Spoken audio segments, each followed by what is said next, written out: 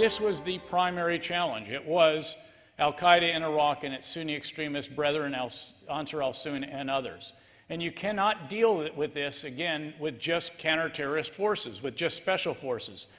Indeed, we banged away in Ramadi for 4 years, and you still couldn't drive from one end to the center. Stay with me here, folks. You had to have conventional forces. You had to have Iraqi forces, both conventional and special forces. You got to recruit Sons of Iraq, which comes from politics, by tribal awakenings, as they were called, political reconciliation.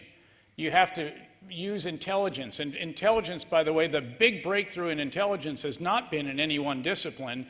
It has been in the fusion of the products of all of those disciplines. And I want to thank those, by the way, from industry who are here, who have done so much to enable us in this area, among many others.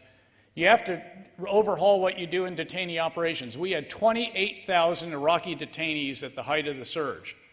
And we looked at these enclosures that had 800, they were all treated humanely, but you had 800 people in a wired-in enclosure, and it had become terrorist university.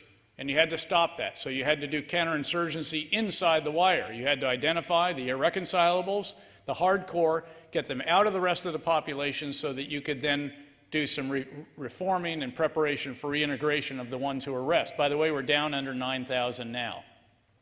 You got to work the reasons why people become an insurgent in the first place.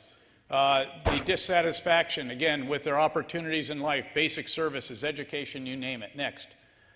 You've got to work outside the country. You have to try to get Syria to stop the flow of foreign fighters through their country. By the way, it's down from about 120 at the height per month, now down to below 10 per month. Not necessarily all due to Syria, I might add, but mostly from source countries and others, and also us destroying the infrastructure of the foreign fighter network inside Iraq in large measure. And then you have to work the whole strategic communications piece, as I mentioned, the public affairs, public diplomacy, again, trying to be first with the truth, not trying to spin or anything like that. So that's what you have to do, and that's what's required, a whole-of-government approach to put pressure on these organizations and take away from them what they need.